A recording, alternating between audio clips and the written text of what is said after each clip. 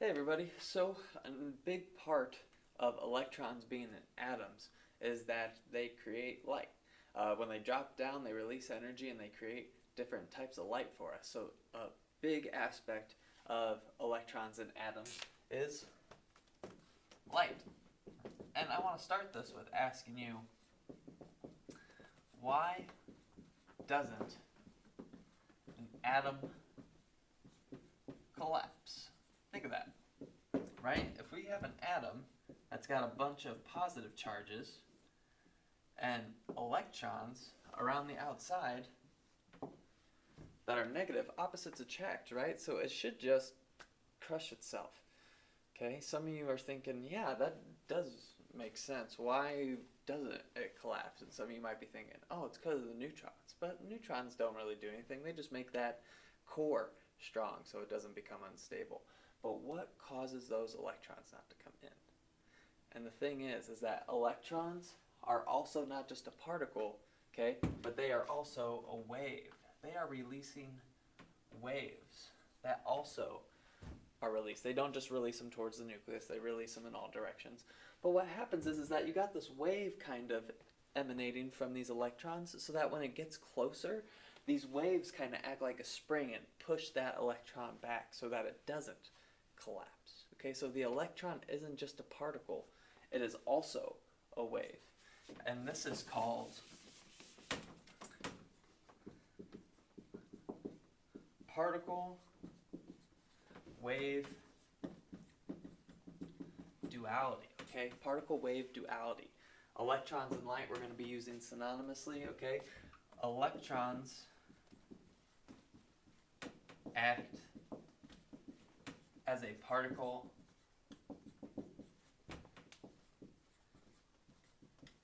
and a wave. Right? They act as a particle and a wave. It's really, really weird. J.J. Thomson, our boy J.J., he said it was a particle, and he won a Nobel Prize for it. And then later his son, George Thomson, proved that it's not a particle, it's a wave, and he won a Nobel Prize for it. And the thing is that they both are right. Light has this really weird property of being particle and wave. So, we are going to view it as a wave. So, the properties of a wave are frequency and wavelength. Okay? Wavelength and frequency give light a certain characteristic. And the first thing I want to talk about is wavelength. Wavelength is just how long a wave is. It's from crest to crest or trough from trough. So it's here, it's from crest to crest, or the wavelength can be from trough to trough. It is the same, okay? And then we have frequency. Right? Frequency is just how frequent the wave hits you. If you're on the beach and waves are coming in slow, you might be getting hit with a wave every 5 seconds. But if a storm's brewing and the frequency's high, you might be getting hit with a wave once every second. Okay, so that's a high frequency. So how often a wave hits you? And it gives these waves a certain type of characteristic. We have a whole range of waves going from extremely long to radio waves to extremely short to gamma waves. And we call this range of light the electromagnetic spectrum. Okay, that is the range of all light, and we will talk about that in just a little bit. So here is the electromagnetic spectrum. This is all light in the universe that we know of so far. And everything that you see, all the colors, everything around your room, is all just in wavelengths of frequencies in this tiny area right here. Covers all the red, orange, yellow, green, blue, indigo, and violet colors. Over here, you have your radio waves, you have your infrared, you have your ultraviolet, X-rays, and gamma rays. In between here, you also have your microwaves. So radio waves have really, really long wavelengths. Your AM radio stations have wavelengths of 100 meters, whereas your FM radio stations have just wavelengths of 1 meter. As we get shorter wavelengths, we get higher frequencies, right? If this has a longer wavelength, you're only going to get hit with waves every so often. But if you have short wavelengths, like you do here with your gamma rays, you are getting hit with waves more often and you are getting high energy. So we have long wavelength, low frequency, low energy, short wavelength, high frequency, high energy.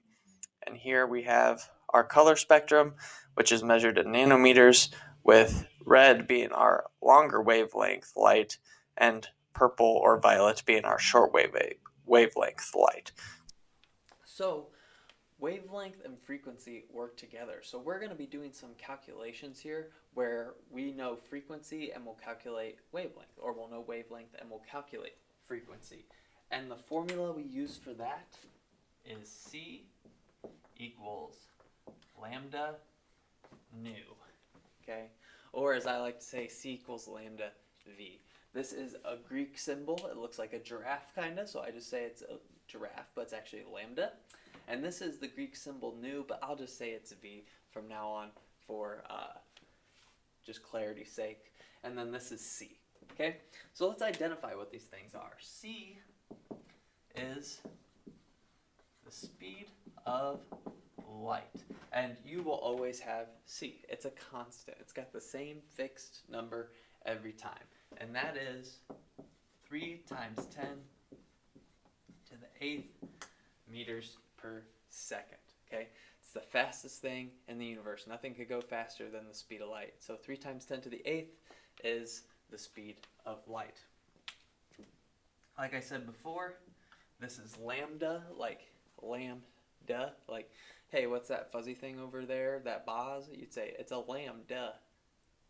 Okay, crickets. Anyway, so lambda stands for wavelength, okay? Lambda stands for wavelength. That's how long the wave is. We have a small wavelength. We have a long wavelength. And that is measured in meters, okay? Meters. These are square brackets. Remember, I put my units in square brackets.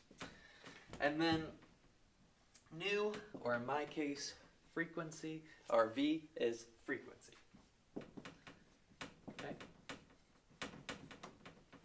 Frequency, which is measured in hertz, or 1 over seconds, right? How many times is something hit you per second? 1 over seconds is waves per second, hot dogs per second, how frequent things are happening, okay? Hertz, same thing. They're synonymous, okay? Like on your remote control cars where you could change the frequency on it and it's labeled in hertz, that's what it is. You're sending different speeds of wavelengths, or different, I guess, frequencies of wavelengths to your remote control car. Okay, so we can relate wavelength to frequency. Again, you could write that on your periodic table. And then we have one more equation, which is E equals hv. Okay, and that's relating frequency to energy. So frequency is still the same. E equals h nu or v. Frequency still times per second or hertz. E is energy, and it is measured in joules. Okay, joules, Joules, not joules as in Juul. Okay, not those crappy vape pens that get you addicted to nicotine. Okay, joules, Joules. That's how we measure energy. Okay, 1 calorie from food is 4,184 joules. Okay, and then H is Planck's constant. Okay, it is Planck's constant, Plancks. I think that's how you spell it. No, I don't think there's a C. Yeah, I think there's a C. Planck's constant. It really doesn't matter. It's the same thing, like the speed of light is 3 times 10 to the 8th meters per second. Planck's constant is 6.626 times 10 to the negative 34th joule seconds. Okay, 6.626, again, you could write down the periodic table, you could write down this formula on the periodic table, okay, and then we could start getting to solving some problems here. So we have those two equations, but one thing you got to know before we start that is that 1 times 10 to the 9th nanometers equals 1 meter. Okay, visible light, which is just that small sliver on the electromagnetic spectrum, we give that in nanometers, so we don't have to write times 10 to the 9th all the time. Okay, so pretty much all you need to know is how to convert from nanometers to meters.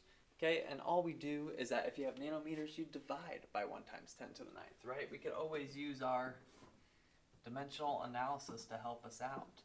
For every 1 meter, there's 1 times 10 to the 9th nanometers, okay? So it ends up being 5 times 10 to the negative 7th meters, okay? So you got to know how to do that. You could write this conversion on your periodic table, okay?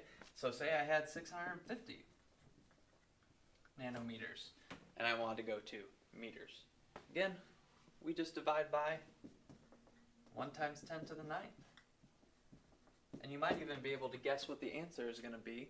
It's just going to be 6.5 times 10 to the negative 7th meters. Okay, sooner or later you could start to see a pattern here, and you won't even have to do this calculation. Like say that I have 700 nanometers, right? Once again, 1 meter for every 1 times 10 to the 9th nanometers. And you could probably guess we're going to get 7 times 10 to the negative 7th meters. Okay, so we got to know how to do that, because a lot of times I'll give you stuff in nanometers and you'll have to figure it out in meters. So back to our calculations, right? We have our two equations, C equals lambda V, and we have E equals HV, and we got to use those guys to help us solve these next problems. So first thing that we have is, let's say, determine the frequency of light with a wavelength of 425 nanometers. Okay? So, determine the frequency of light with a wavelength of 425 nanometers. Now, remember, if I want wavelength, it's got to be in meters. Frequency's got to be in hertz. Okay? So, first things first is I got to change that nanometers to meters. Let's just get everything in the right units first. So, 425 nanometers. Remember my conversion for every 1 meter, there's 1 times 10 to the 9th nanometers, and it'll equal 4.25 times 10 to the negative 7th meters. So now I got wavelength in the correct units.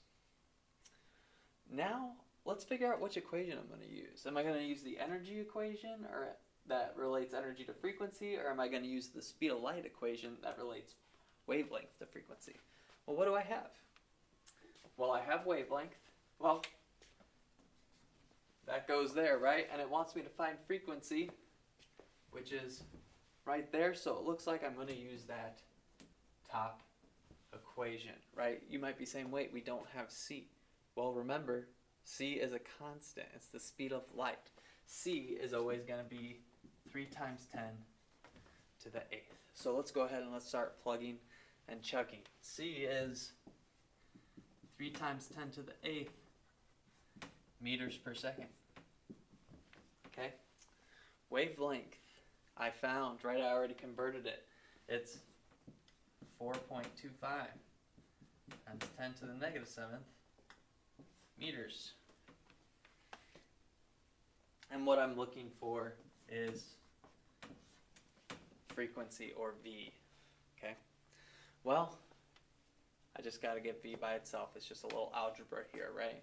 So to get V by itself, I divide by 4.25 times 10 to the negative 7th meters on both sides. 4.25 times 10 to the negative 7th meters. And I know I'm on the right track because this cancels out, and then my meters cancel out, so I'm left with just something over seconds, 1 over seconds, which is the units for frequency, okay? I plug that into my calculator, right? Make sure these are in parentheses, and I should get a frequency of 7.06 times 10 to the 14th hertz. Get out of the way. Okay, so again, we're just plugging things in. The weirdest thing is those units, right? Remember, lambda is wavelength, V is frequency. Let's go on to the next one, right? Let's go on to the next one. So,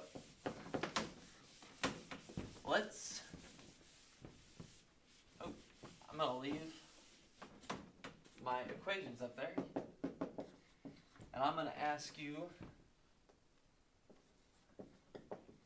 to determine the energy of a photon whose frequency is 3.55 times 10 to the 17th hertz. So here I'm determining the energy of something. I need to find the energy.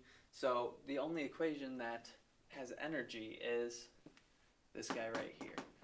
Let's make sure I have everything I need, right? H is Planck's constant, 6.626 times 10 to the negative 34th. So I have that. V, okay, V is frequency, which they gave us. All right, so we have frequency, we have H, we could go ahead and we could find E.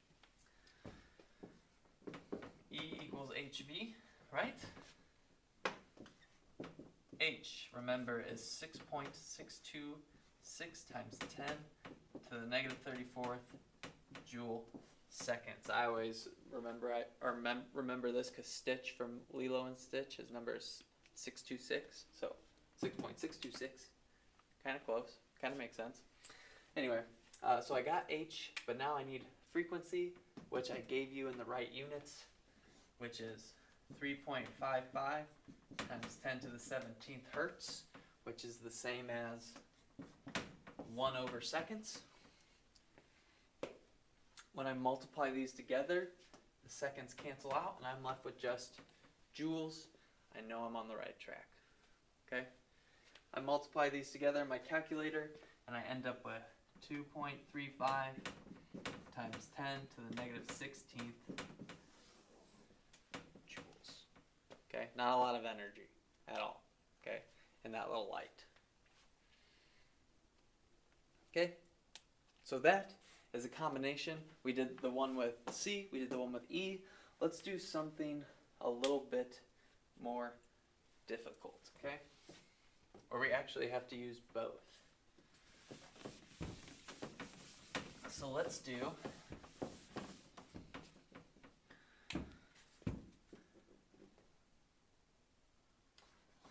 what is the energy of light with a wavelength of 6 times 10 to the negative 7th meters. Okay, so what is the energy of light with a wavelength of 6 times 10 to the negative 7th meters? So let's figure out what they're asking and what we have, right? Well, we have wavelength, right, which is lambda. Okay, cool. So we have lambda, we have C, because that's a constant, 3 times 10 to the 8th, but we're not looking for frequency right now, right? What did they want? They want energy, okay? Well, that's cool, because we have H and we want to find energy, but we don't have frequency yet. Okay? So here's the thing. We have to use this first equation to get frequency first, and then after we get frequency, we could plug it into our second equation to find energy. Okay, so it's a two-step process. We're using the first equation to find frequency, and then we'll take that frequency and plug it into our energy equation to find energy. So let's do that. So again, I have wavelength. The only thing I can find with wavelength right now is frequency. So let's go ahead and do that. We got C equals lambda V. Remember, C is 3 times 10 to the 8th. Lambda is wavelength, which is 6 times 10 to the negative 7th. If you want to say giraffe, that's fine. Whatever. I don't care. I don't know what you're talking about. And we're looking for frequency. Again, we got to get frequency by itself. So we divide by 6 times 10 to the negative 7th on both sides. Meters cancel out. I'm left with seconds. So my frequency is 5 times 10 to the negative 10 hertz. That's not right. I don't believe. I'm going to plug this into the calculator just to make sure.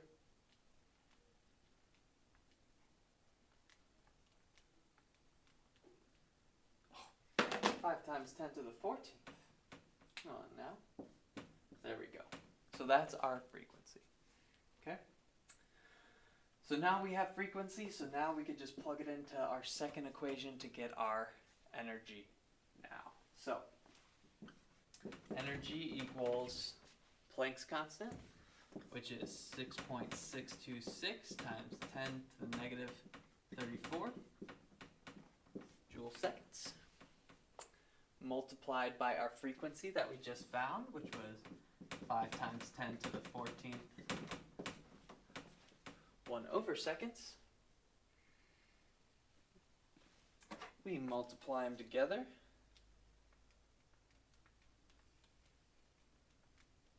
To go ahead and get an energy of 3.3